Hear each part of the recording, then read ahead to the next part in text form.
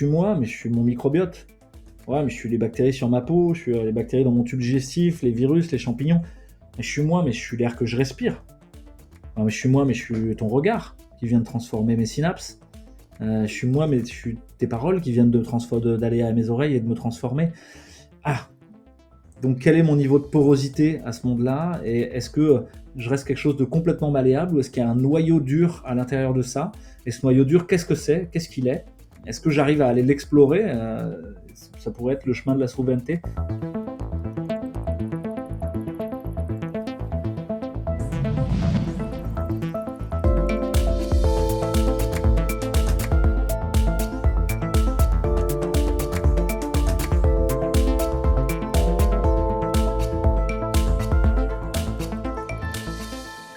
Et alors je reviens sur Matthew Crawford. Il dit que d'abord nous sommes des êtres situés. Les êtres situés, ça veut dire que nous sommes situés dans une incarnation. Il y a un corps. Souvent on l'a pas choisi, sinon on aurait peut-être choisi autre chose. et qu'on est situé dans une filiation qu'on n'a pas choisi non plus.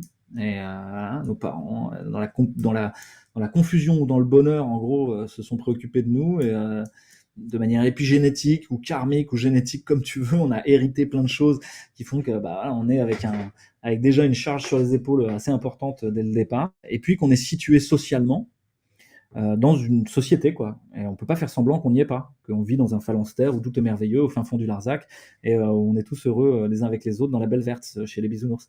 Non, on est dans la société et même dans le monde tel qu'il est. Et moi, je rajouterais par rapport à lui qu'on est situé aussi dans la nature, dans un monde naturel qui n'est pas que de l'artefact, même si progressivement l'humain a voulu tout remplacer par de l'artefact. C'est pas vrai, on a besoin et on considère pour le moment le vivant comme de la ressource et de l'énergie. Ça, c'est Jean Covici ou des gens comme ça. Hein. Ils ont une vision thermodynamique comptable du réel. Alors, pour autant, c'est intéressant ce qu'ils disent, hein, mais c'est une vision comptable. C'est-à-dire qu'à la fin, non, probablement, on est en diplomatie avec le réel. On n'est pas en train d'extraire et de compter pour notre propre vie, on est en train de coexister. Et ça, c'est tous les propos de quelqu'un qui s'appelle Baptiste Morisot, que j'aime beaucoup, qui est un philosophe d'Aix-Marseille, et qui a beaucoup travaillé avec les loups, et qui va avec des écologues chaque année pendant plusieurs mois suivre des meutes de loups, et qui essaie de comprendre les enjeux entre le loup, le patou, les agriculteurs, enfin les éleveurs, les touristes, le bruit de fond du parc national ou je sais pas quoi, et de démêler tout ça et de voir qu'en fait il y a une histoire de diplomatie, quoi, d'ambassade en permanence renégocier les uns avec les autres. Et ça, ce serait peut-être ma vision de la relation. Et c'est ce que dit Matthew Crawford aussi. Il dit on peut être dans une relation de maîtrise créative dans un monde projeté. C'est-à-dire qu'on va plaquer sur le réel ce qu'on veut en force, en brutalité. Et peut-être c'est très beau, hein, mais peut-être c'est très sale aussi et très moche. Je veux mettre en place un système totalitaire. C'est notre projet. Ok, je vais le plaquer sur le réel. Je vais tout faire pour que ça arrive. Je cite personne. Hein. Mais jusqu'à une folie. Ça peut être pareil pour le New Age, les gens qui seraient là, oui, on va tous monter en vibration et passer à un autre âge réminiscent avec le grand gourou Skippy, tu sais, comme dans Les Ouais, je Inconnus. vois bien. Voilà. C'est pareil pour moi, c'est une maîtrise créative dans un monde projeté, même si elle est plutôt plus rigolote et sympa dans le deuxième cas que dans le premier, hein. Mais ça reste le même genre de choses. Comme quelqu'un qui ferait un magnifique jardin, mais qui aurait tout rasé, tout tondu, passerait son temps à passer du défoliant pour les mauvaises herbes, à mettre des trucs bleus pour les limaces, etc. Parce qu'il ne faut pas laisser surgir la vie. Versus une relation d'ajustement à un monde ressenti. Et ça, pour moi, c'est beaucoup plus juste. Ça veut dire qu'en gros, il s'agit de passer d'un paradigme contrôler et prédire, qui est celui de tout notre Occident depuis le XVIIIe siècle, qui veut tout contrôler et tout prédire, dans un monde automatique à la Hobbes, où on est dans un mécanisme d'horlogerie, et où de A jusqu'à Z, on produit toujours un petit peu plus de la même chose dans le contrôle absolu, à aller vers un paradigme ressentir et s'ajuster. Et pour ressentir, il y a besoin d'être dans le corps. Ça, c'est les travaux d'Antonio Damasio, c'est pas Alain Damasio, c'est un autre, c'est quelqu'un qui travaille plutôt Un sur gros la question de la, pasteur. voilà, sur la question des émotions et du lien du corps avec les émotions, du fait que c'est parce qu'on a une incarnation qu'on a des émotions, c'est pas juste parce qu'on a un cerveau sur pattes, quoi. Si on était téléchargé sur une clé USB, il y aurait plus d'émotions pour lui. C'est un peu le rêve de Laurent Alexandre, hein. Vous savez, les rêves des transhumanistes, hein. Se télécharger sur une clé USB, se mettre dans un cryo-sarcophage pour l'éternité, des trucs comme ça, devenir éternel. Et donc, on a besoin d'être incarné, on a besoin de nos émotions, on a besoin de ressentir. Pour ressentir, il faut laisser de la place, du déploiement à l'émotion. Ça veut dire qu'il y a une impérieuse nécessité de débalkaniser notre attention, d'arrêter d'être colonisé en permanence par de l'information extérieure toxique.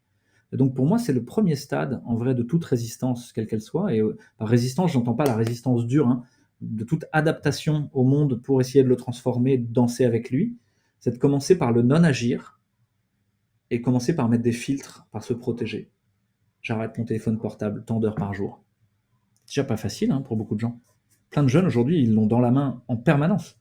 Parce que c'est très inquiétant de ne plus l'avoir. Ils seraient plus connectés à la matrice, tu vois, par rapport à ce que je te disais tout à l'heure sur le fil tendu, là. Ils sont en plein dedans, quoi, hein. Il faut qu'ils soient connectés tout le temps, tout le temps. Et je dis ça sans aucune malveillance, hein. Je pense que même c'est du ressort de la pathologie pour beaucoup. Et que donc ça a besoin d'être aidé. Pour moi, quand quelqu'un est malade, il a besoin d'être aidé, pas qu'on lui dise qu'il est nul. Et d'être accompagné sur son propre chemin de guérison et que c'est lui qui va guérir. On peut que l'accompagner. Mais peut-être que des jeûnes numériques, ce serait une super chouette pratique, tu vois. Au même titre que des jeûnes alimentaires. Arrêtez de manger de la merde toxique. Puis Rabbi, il disait, on va plus se souhaiter bon appétit bientôt, on va se souhaiter bonne chance, quoi. Parce que, vu ce qui traîne dans l'alimentation.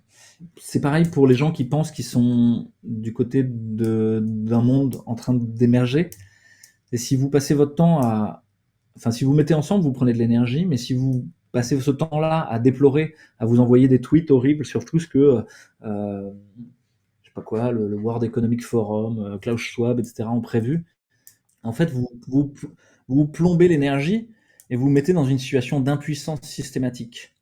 Parce que c'est l'enjeu de ce jeûne d'information, d'arriver à choisir qu'est-ce qui rentre en moi, comme information au sens général, hein, ce que je mange, ce que j'entends, ce que j'écoute, ce que je vois, que je ressens, les personnes avec qui je traîne, les énergies.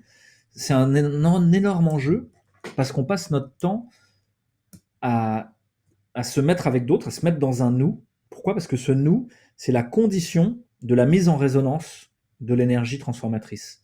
Qu'est-ce que j'entends par là? En biologie, il y a ce qu'on appelle la mise en résonance des oscillateurs biologiques. C'est une loi assez bien connue en physique. Si vous prenez des métronomes et que vous les posez tous, et c'est pas que biologique, donc c'est aussi en physique, si vous prenez des métronomes, vous les posez sur une planche de BA13 avec deux rondins, et vous les foutez n'importe comment, et bien au bout de 3 minutes, quand même, ils vont tous se mettre en phase. Et ça va même déplacer la planche qui va se mettre à vibrer énormément, ça va mettre en résonance ce qu'il y a autour, pas seulement les métronomes, de manière plus lointaine. Ça se passe aussi dans les bancs de poissons. Pourquoi est-ce que tous les poissons sont tous pareils en même temps? Ça se passe en Papouasie-Nouvelle-Guinée où les feux follets clignotent tous comme une guirlande électrique de Noël sur 200 km. Ils clignotent tous en même temps. Ça se passe dans les couvents de jeunes filles ou dans les colloques où les familles, où les femmes, quand elles s'entendent bien et qu'elles sont en lien, elles ont leurs règles en même temps.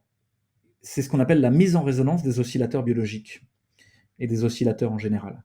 Cette mise en résonance, elle déploie une énergie transformatrice sur le monde qui est bien plus importante que la somme des énergies individuelles. C'est comme l'histoire, vous savez, des militaires sur un pont. S'ils sautent tous n'importe comment, jamais ils feront effondrer le pont. Par contre, s'ils comptent tous jusqu'à 3, 1, 2, 3, là, il y a peut-être des chances qu'ils le pètent. Vous pouvez jouer à ça avec vos potes dans un ascenseur. Hein. Si vous sautillez un peu n'importe où.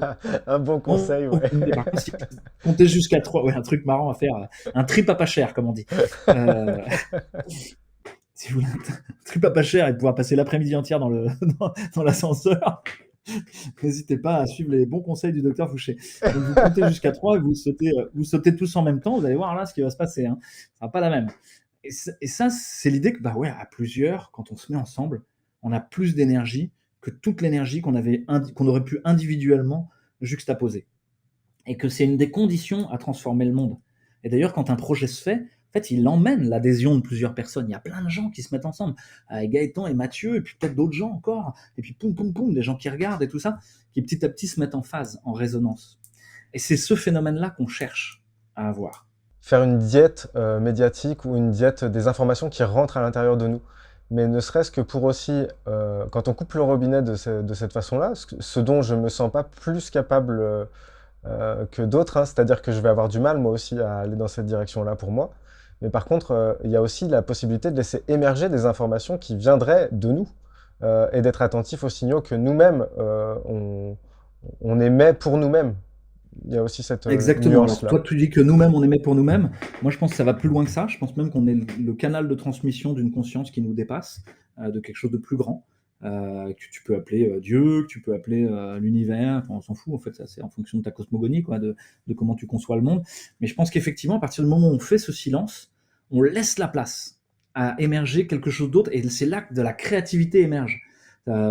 Pour ça que les auteurs, souvent, ils s'isolent. Ils se mettent dans un monastère pendant 10 jours pour écrire. Et faites l'expérience, juste un jeûne de 3 jours, ou de 7 jours, ou de 8 jours alimentaire. À la fin, vous avez condensé votre corps, vos possibles, et vous avez à offrir énormément de choses, énormément de créativité. Vous allez résoudre les problèmes de manière beaucoup plus intense. Et c'est d'ailleurs des pratiques qui existent énormément. Hein. C'est dans le yoga, dans la musique, dans l'écriture.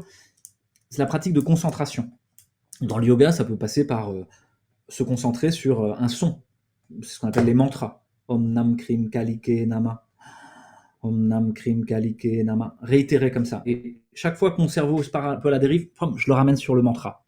Ça peut être sous la forme de la méditation pleine conscience. Ça, c'est en gros la sécularisation d'une pratique bouddhiste religieuse au départ, mais qui ensuite est une pratique de méditation finalement. Il y a beaucoup de gens qui méditent aujourd'hui, et ça consiste à, dès que ma pensée s'enfuit, je la ramène, je respire, ici et maintenant, l'encre de la respiration, etc.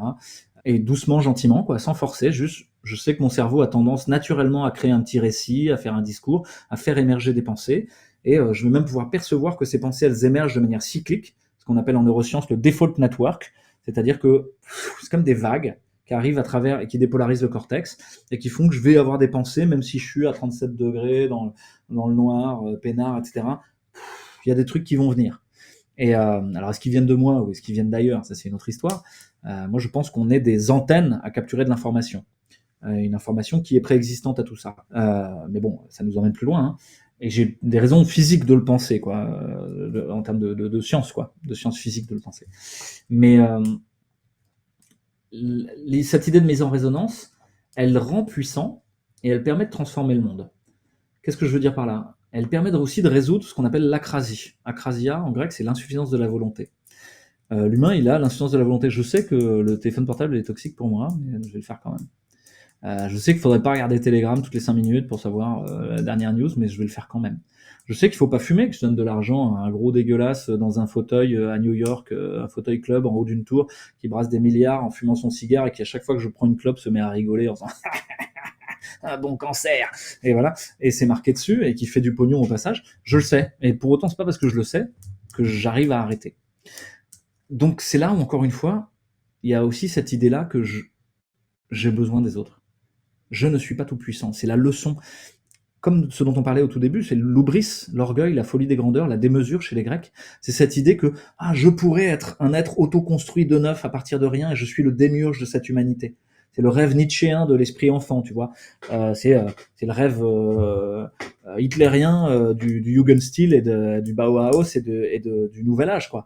Tu vois, c'est je construirai à partir de rien quelque chose parce que je suis l'univers. Mais c'est ce que je t'ai dit, hein, c'est ceux qui sont devenus fous là, c'est les pervers paranoïaques, ça. Ceux qui ont cassé le fil. Ils pensent ça, eux. La réalité, c'est non, j'ai besoin des autres. J'ai besoin de me mettre en résonance avec les autres pour transformer le monde.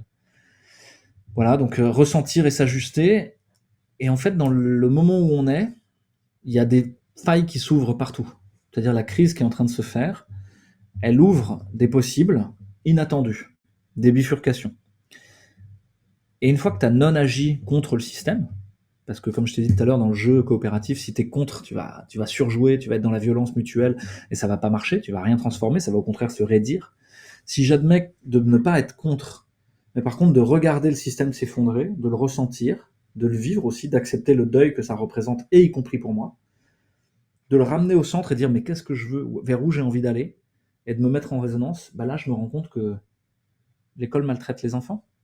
Mais si on faisait une école qui enfin prend soin des enfants? On mange de la merde? Et si je me mettais à cultiver ici avec des potes, ou si on se groupait, tous les gens de la rue, pour acheter auprès d'un agriculteur local, avec un tarif correct pour lui, des trucs de saison, peut-être qu'on mangera moins, mais qu'on mangera mieux, et qu'en échange, on peut exiger de lui qu'il est en biodynamie, ou en bio, ou en permaculture, et qu'il n'y a pas de pesticides, pas d'engrais. Le système politique est frelaté, on n'a pas de représentants. Attends, mais si déjà on commençait à travailler soi-même à être souverain dans sa propre vie, à arrêter de recevoir des dictates de l'extérieur. Puis une fois qu'on a fait ça, on se met en lien avec d'autres gens et on dit, ok, on a le PFH, le putain de facteur humain là, mais est-ce qu'on arrive à faire quelque chose ensemble? Et on se rend compte qu'on est capable de remplacer le putain de facteur humain en précieux facteur humain, en PFH de l'autre côté, renversé. Et qu'en plus c'est sympa, que c'est joyeux, qu'on peut faire un bal ensemble, un ciné-débat, une coopérative agricole, qu'on peut faire un petit marché bio partagé, etc. À Marseille, il y a un truc qui s'appelle Super Cafouche, des gens qui se sont mis ensemble pour faire une sorte de petit supermarché où eux-mêmes ils contribuent, quoi. Et ils contribuent pas en argent, ils contribuent en temps, ils font la caissière, le déballage des palettes, etc. Et c'est eux qui l'ont fait, c'est à eux. Et c'est beau, c'est chouette. Euh, En fait, de tous les côtés, il y a plein de trucs à faire. Par contre, ça nécessite de se mettre en mouvement à un moment. Et cette mise en mouvement, elle peut pas être provoquée. C'est en ça où je te dis, je cherche plus à convaincre personne non plus. C'est-à-dire, si je tire sur le bras de quelqu'un en aïkido, il se raidit encore plus, il veut partir à l'inverse. Je reste au contact, je le tiens. Et quand il aura décidé de bouger, moi je peux provoquer à l'inverse, le pousser un petit peu plus loin vers là où il allait, enfin un petit peu plus loin vers lui-même, il va rebondir. Il va mettre une énergie qui va lui permettre de trouver où il a envie d'aller. Et à ce moment-là, je l'emmènerai. Je danserai avec lui. Ou je me laisserai emmener, parce que peut-être que c'est lui qui doit m'emmener, c'est chouette, ce qu'il a envie de faire, et que je veux bien le suivre. Dans la danse, c'est pas toujours le même qui mène et le même qui subit. Hein. C'est un jeu mutuel. Dans le tango, c'est très clair, par exemple. Euh, donc, voilà un peu la philosophie qui sous-tend ce que je fais. Passer de contrôler et prédire à ressentir et s'ajuster. Le fait que ça se fait avec l'autre, en non-violence. La non-violence, c'est d'abord un travail intérieur, et qu'ensuite seulement ça peut être à l'extérieur.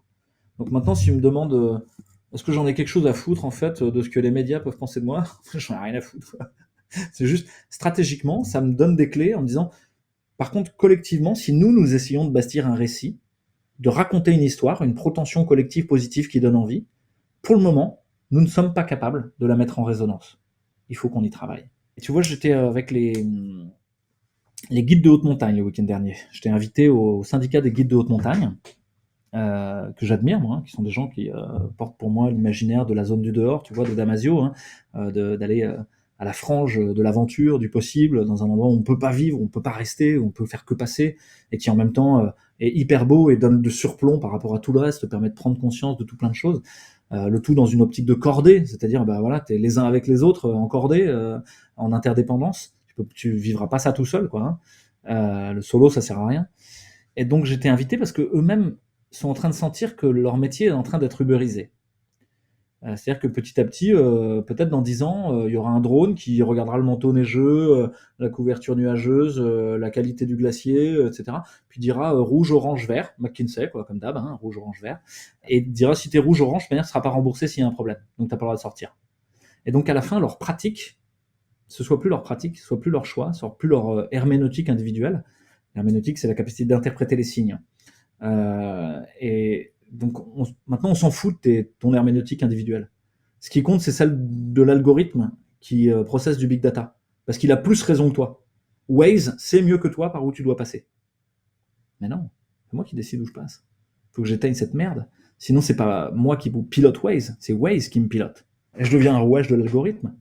Donc à un moment, il faut que je crée une bifurcation par rapport à ça. Donc ils sont très conscients de ça, avec même peut-être la disparition de leur métier. Ils sont très conscients aussi des changements climatiques au-delà du bullshit, du discours médiatique de changement climatique. Eux, ils voient les glaciers fondre et ils savent qu'il se passe quelque chose, mais ils comprennent comme notre rapport profond au vivant et à la nature, pas juste une histoire de température et de carbone, quoi, qui est complètement simpliste, et en plus une imposture, quoi. Ah, vous avez tous suivi, en gros, on va vous mettre une taxe carbone, mais par contre, pour les avions de luxe, de jet privé, il n'y en a pas. On va vous interdire les véhicules thermiques, sauf pour les voitures de luxe qui, elles, pourront rester des véhicules thermiques. Hein, vous avez dans toute cette imposture-là des gens qui nous gouvernent, quoi. Bah voilà, ils réfléchissent d'abord sur eux-mêmes. Où est-ce qu'on a envie d'aller? Est-ce que ça sert à quelque chose d'aller à 4000 mètres? Et si on faisait des promenades de glaciers, on emmenait les gens plutôt dans le refuge pour vivre ensemble, vraiment dans la nature? Est-ce que ça aurait pas plus de sens? Est-ce qu'au fond, on est là pour l'exploit, pour dépasser les limites? Ou est-ce qu'on est les intendants bienveillants de la montagne? On est les diplomates de la montagne, on parle la montagne. Et donc on peut dire aux gens ce qu'elle ressent, ce qu'elle vit.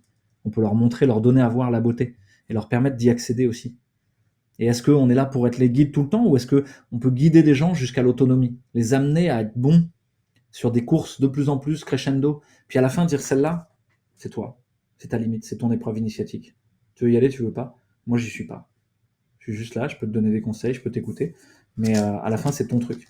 Et pour le moment, ben voilà, ils sont pris dans la logique assurantielle. Il faudrait avoir une mutuelle pour tout, etc. Et c'est un peu le cas pour toute notre société. Hein. Les gens, ils ont peur de demain, ils ont peur de la mort. Donc ils ont une assurance pour aller se pisser, il y a des produits financiers pour spéculer sur le manteau neigeux à Courchevel en 2064. Ça existe, hein. C'est des produits financiers qui existent, dans lesquels il y a de la spéculation boursière en permanence.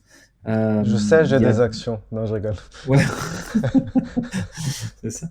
Il y a de l'épargne pour tes enfants, parce que tu sais jamais de quoi demain sera fait. Alors bon, il faudra peut-être leur laisser un petit matelas. Il y a ta retraite, hein, donc il faut mutualiser tout ça. Et ça, je trouve ça pathétique, en fait, de voir que notre système par répartition, basé justement sur la solidarité et l'interdépendance immédiate, est en train d'être remplacé par un système par capitalisation individualiste. Et en même temps, c'est la maladie de notre société, donc il faudra aller jusqu'au bout, jusqu'à ce que les gens comprennent que leur argent n'est pas leur argent, que demain leur argent ne vaudra rien, que la dette qu'ils ont contractée, où on a pris 30 ans de leur vie pour rembourser la banque en leur interdisant toute bifurcation, en condensant leur avenir, en faisant un monobloc qui fait qu'ils ne peuvent pas bifurquer parce que de toute manière, il faut rembourser la baraque, etc. En fait, c'est une illusion. Ils se sont fait désapproprier de leur destin par des gens qu'ils ne connaissent même pas. Bah, moi, j'espère que tout ça, ça ouvre à d'autres possibles. Et c'est en train d'arriver aujourd'hui dans les collectifs Réinfo Covid et autres. Il y a des gens qui font des caisses de solidarité pour faire un peu comme des caisses de sécu à des échelles départementales, pour financer des jeunes qui veulent s'installer en permaculture et acheter des terres, pour financer des écoles qui veulent émerger, pour financer de la santé intégrative. Et là, j'ai parlé au début peut-être du réseau Covid-Soins pour soigner le Covid, mais la suite, c'est OptiSoins. Et OptiSoins, c'est un réseau de médecine intégrative, c'est-à-dire autour d'un généraliste, des infirmiers, des prestataires à domicile, des aides-soignants, mais c'est aussi un acupuncteur, un homéopathe, peut-être des trucs que je connais pas moi, tu vois, un psychothérapeute, une sage-femme, des trucs de médecine holistique au sens large, en disant mais peut-être que tous ces regards-là, ils sont intéressants, de manière pluridisciplinaire, que par contre, faut pas que la grenouille veuille se faire plus grosse que le bœuf, encore une fois, hein, c'est-à-dire chacun sa place. T'es thérapeute, t'es pas médecin allopathe. Peut-être que s'il y a un cancer avec des métastases, il faut une chimio, quoi, tu vois. Pas, ça va pas suffire de faire un jeûne ou de boire des jus, quoi. Mais que par contre, boire des jus et faire un jeûne, peut-être c'est intéressant aussi, tu vois.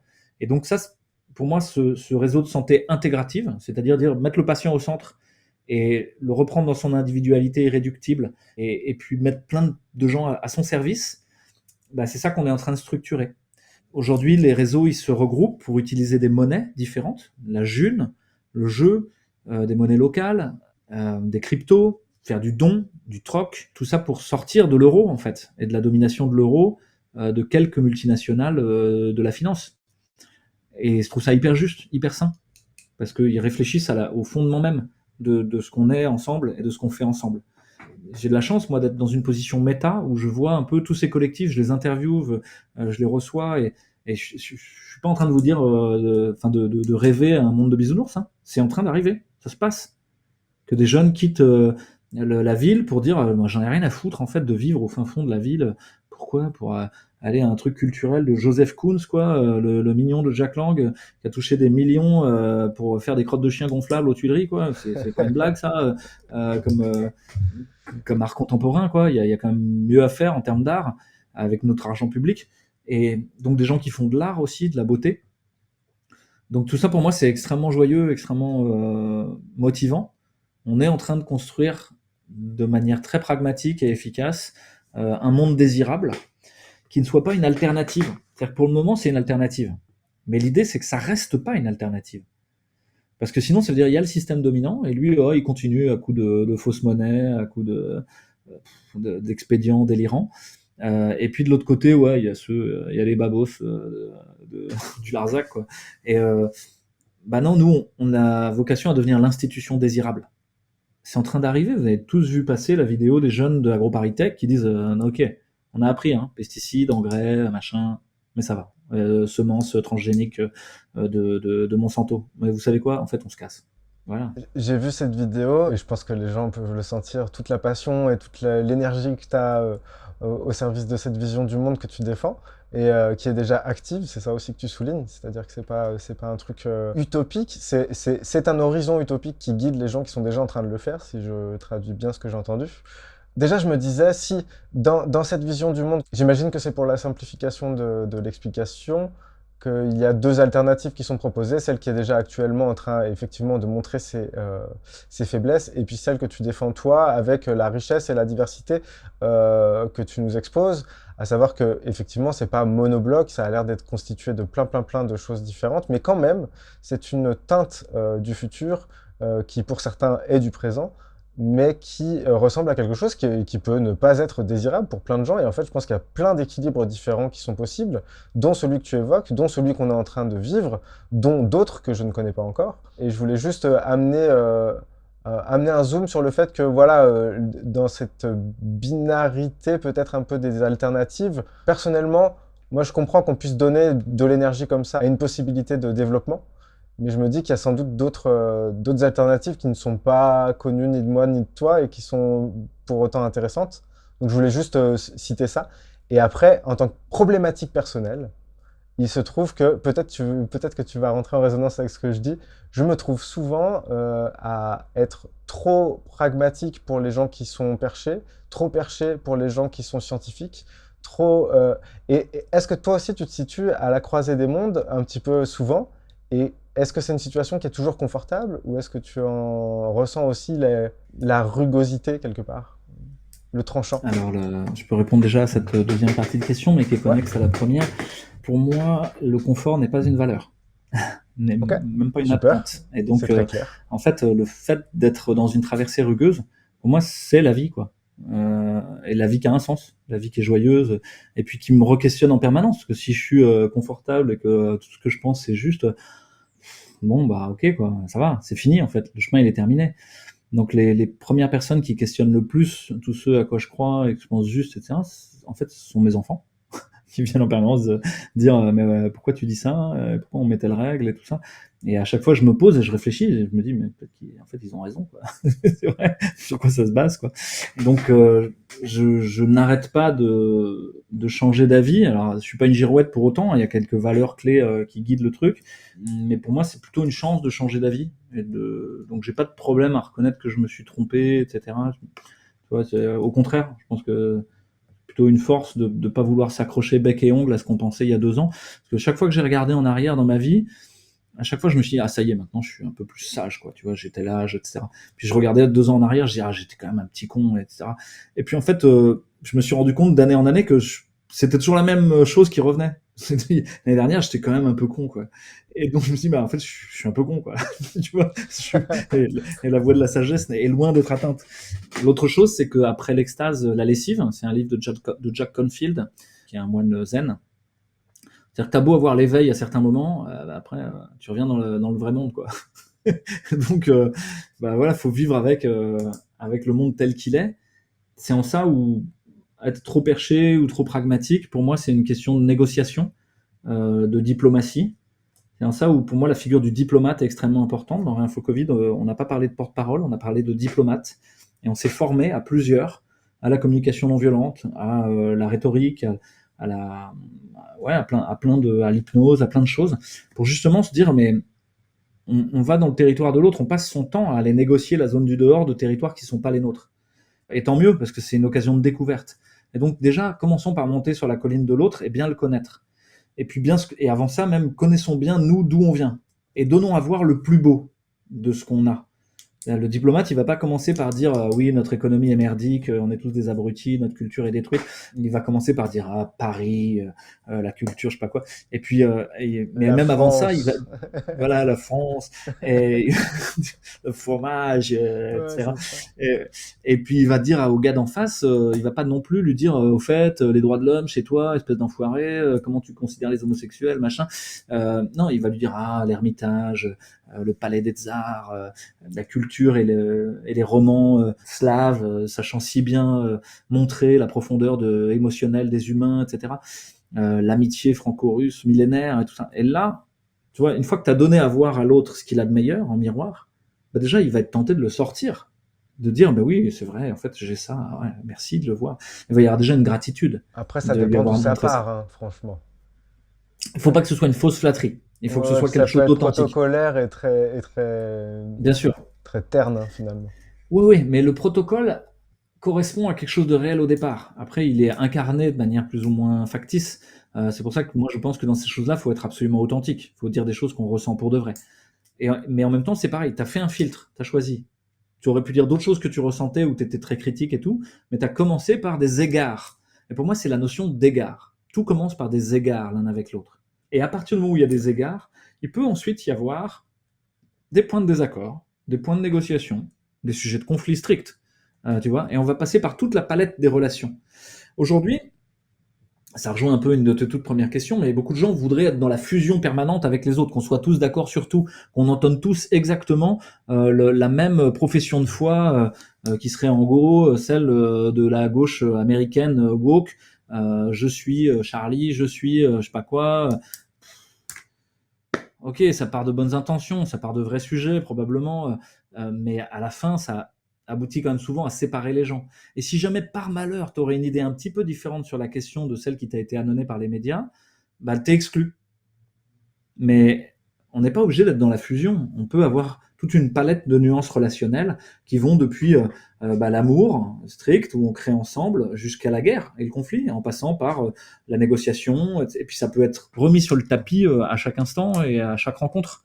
Donc ça, c'est un peu mon idée avec les gens pragmatiques ou les gens perchés. C'est les gens perchés, peut-être que bah, on va on va s'écouter. Et puis pour moi, ça va être un peu trop perché, mais à ma manière, j'essaierai de les ramener vers quelque chose d'un peu pragmatique. Et ça marche pas, c'est pas grave. En tout cas, je leur montre qu'il y a peut-être aussi un chemin pragmatique.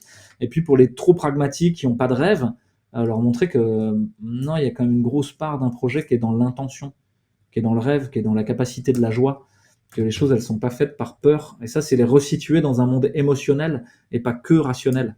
Parce qu'une grosse partie de nos décisions humaines, en fait, elles sont émotionnelles, elles n'ont rien à voir avec la raison. Il y a des sociologues qui le disent, hein, c'est que tes pensées, tes opinions, globalement, sont des clés d'entrée sociale. Elles sont pas vraiment ce que tu penses, elles sont pas toi. Elles sont des clés pour arriver à rentrer dans un certain nous, dans un certain groupe. Et donc, tu vas chez des copains qui sont un peu plus à gauche, bah, ce soir-là, tu seras un peu plus à gauche. Tu vas chez des copains un peu plus écolos, ce soir-là, tu seras un peu plus écolo. Et puis, tu vas chez des mecs qui sont un peu plus à droite, tu Mais seras un peu plus à je crois droite. que j'ai un peu le problème inverse, justement par Ouais. esprit de contradiction, ce que j'évoquais tout à l'heure.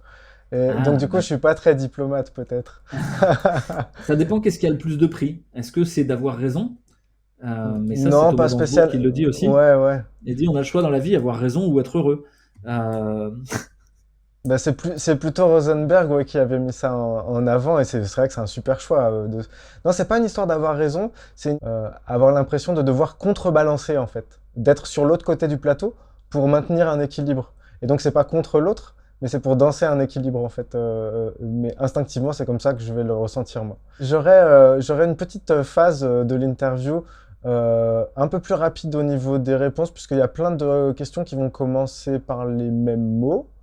Le c'est quoi pour toi? C'est quoi pour toi l'altérité? c'est quoi pour moi l'altérité? C'est une chance, c'est un cadeau qui m'est fait de me rencontrer moi-même au passage. Il y a des très beaux textes sur l'autre. Ça me fait penser, quand tu le dis, à un texte de Borges qui s'appelle L'autre, où il se rencontre lui-même, assis, mais beaucoup plus jeune ou beaucoup plus vieux en fonction de qui est le narrateur, hein, assis au bord d'un lac à Genève, enfin au bord du lac de Genève, et où il rencontre cet autre, mais qui est en même temps lui-même. Donc il y a une espèce d'ambiguïté, parce que bah, l'autre est mon semblable. Donc là, c'est un peu un sujet de dissertation qui a beau avoir été passé, repassé, re-repassé dans toutes les premières terminales et prépa du monde. Je pense que ça reste d'actualité, quoi. L'autre est-il mon semblable? À quelle distance est l'autre?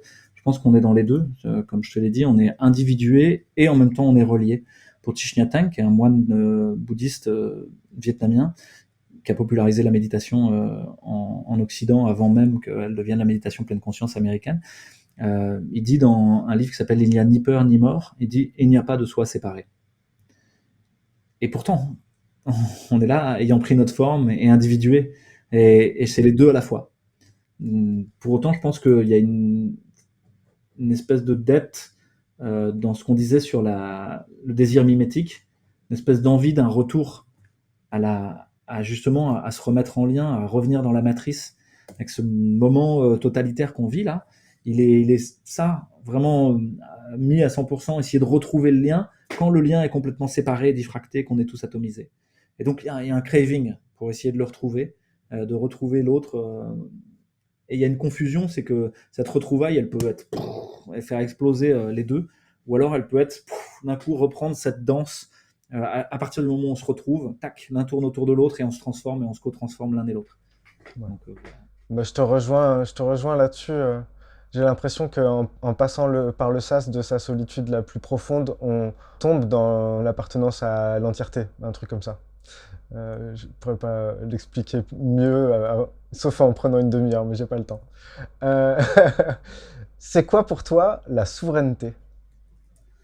Euh, alors la souveraineté, c'est un mot qui est à mon avis un peu galvaudé, au sens où on parle beaucoup en psychologie, en développement personnel de cette histoire de souveraineté, comme si on pouvait décider de tout soi-même, etc. À la fin, être cet être souverain, l'esprit enfant de Nietzsche et tout ça. On en a un peu parlé avant dans l'interview, mais pour moi c'est une illusion. On a besoin de l'autre. Ça rejoint ton premier c'est quoi? J'ai besoin de l'autre pour exister. Il y a une fragilité ontologique qui est que j'ai besoin d'être en lien avec l'autre.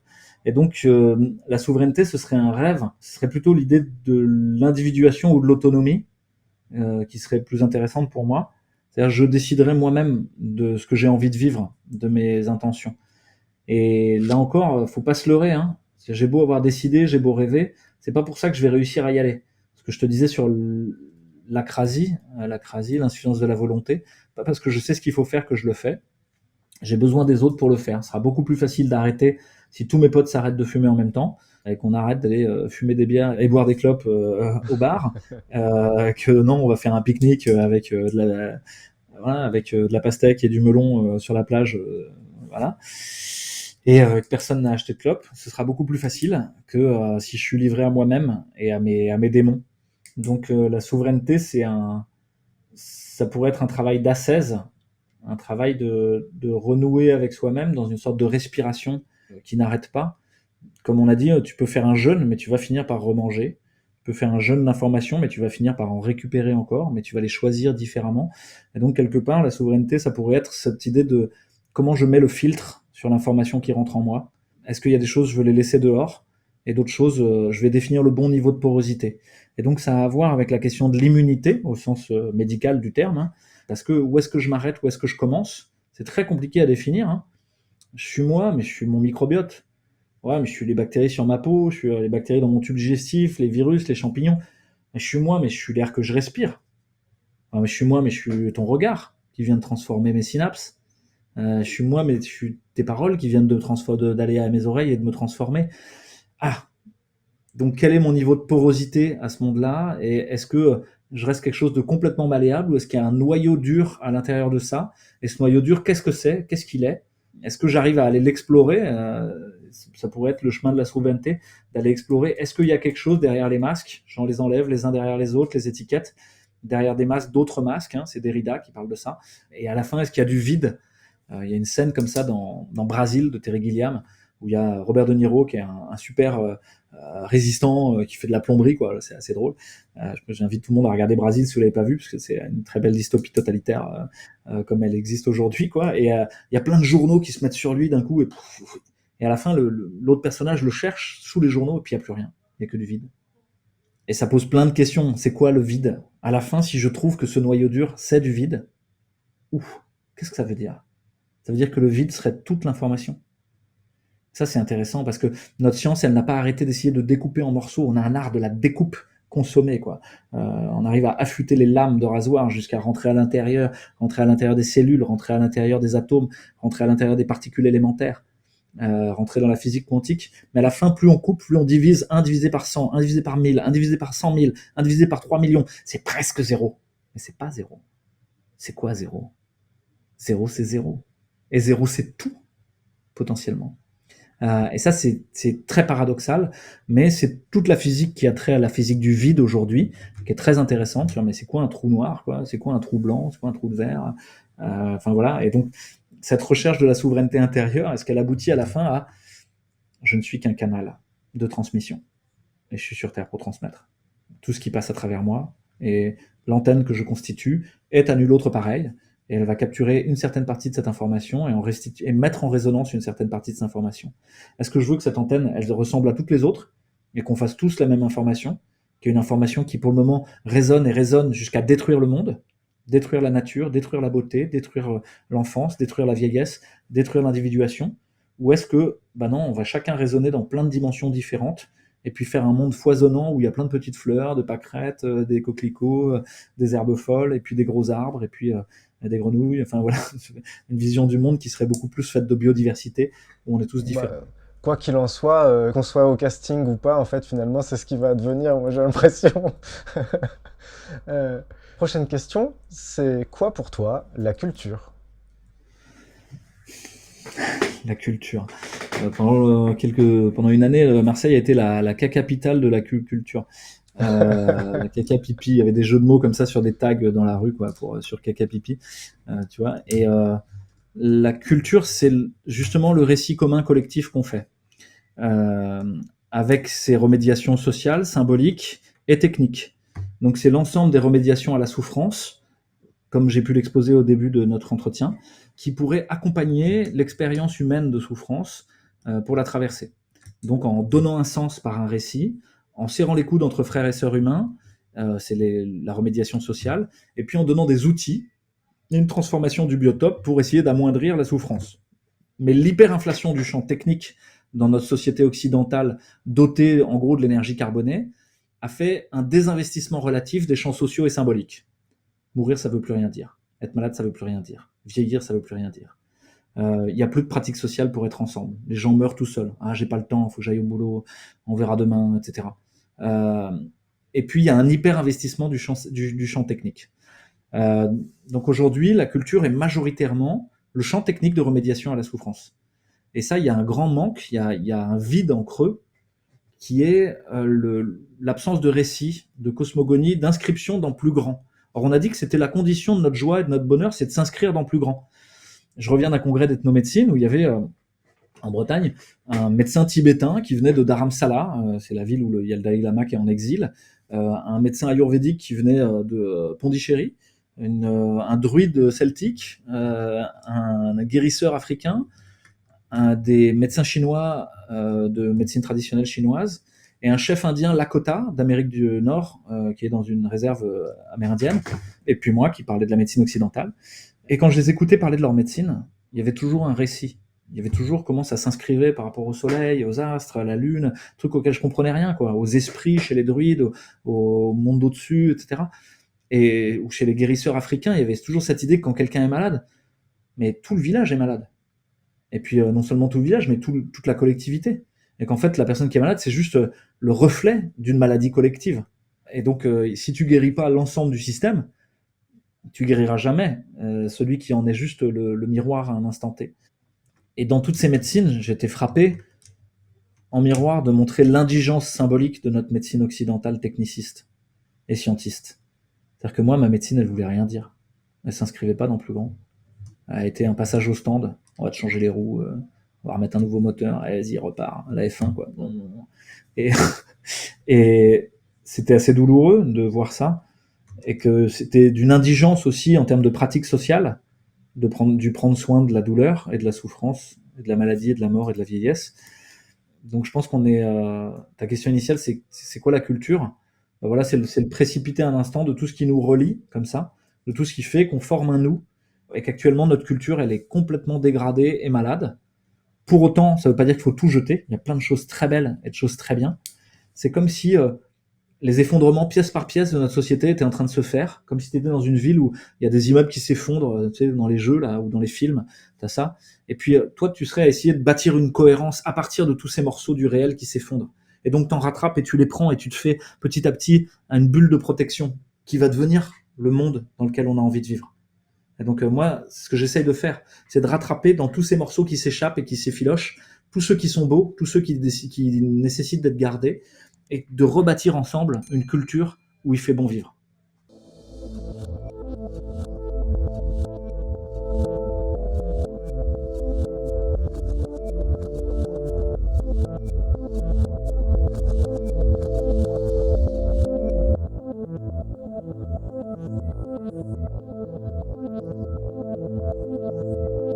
Et voilà, c'est tout pour cette partie, mais ça va continuer ici.